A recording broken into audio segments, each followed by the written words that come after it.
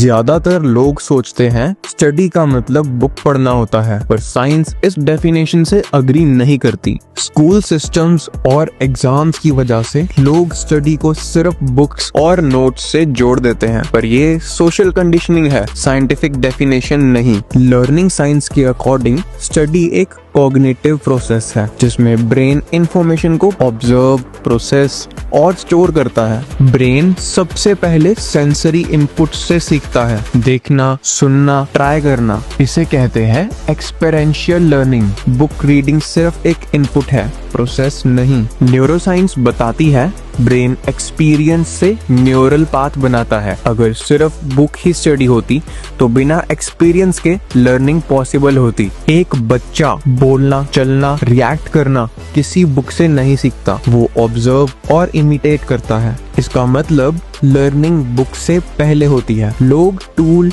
और प्रोसेस को कंफ्यूज कर देते हैं। बुक एक टूल है, स्टडी लर्निंग प्रोसेस है। तो साइंटिफिकली स्टडी का मतलब है समझ के सीखना, चाहे वो बुक से आए या एक्सपीरियंस से। Learning happens in the brain, not in the book. Main topic clear रखो, प्रैक्टिकल पहले आया, स्टडी बाद में, और बुक स्टडी सबसे लास्ट पार्ट है। ये ओपिनियन नहीं, साइंस है। प्रॉब्लम ये है कि बहुत लोग बुक को ही स्टडी समझ लेते हैं और जब कोई प्रैक्टिकल एग्जाम्पल देता है तो बोलते हैं अपना प्रैक्टिकल बीच में मत डालो, और यहीं पर कंफ्यूजन होती है। साइंस के अकॉर्डिंग स्टडी का मतलब बुक पढ़ना नहीं होता।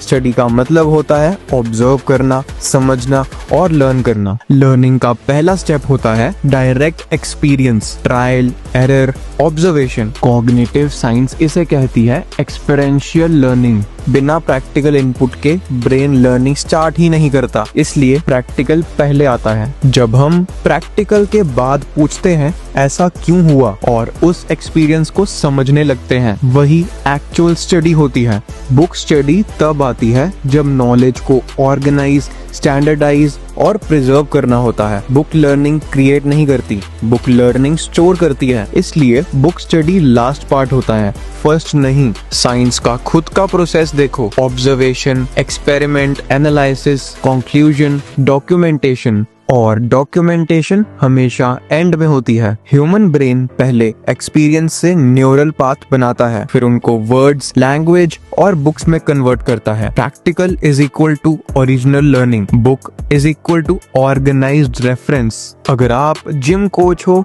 ट्रेनर हो या किसी प्रैक्टिकल फील्ड में हो जो आप डेली फ्लोर पे फेस करते हो, जो ट्रायल एरर से सीखते हो, वो ही स्टडी है। उसको इग्नोर करना अपनी लर्निंग को इग्नोर करना है। तो फाइनल कंक्लूजन सिंपल है, प्रैक्टिकल पहले आता है, स्टडी उस प्रैक्टिकल को समझने से बनती है और बुक स्टडी उसका लास्ट डॉक्यूमेंटेड फॉर्म होती है।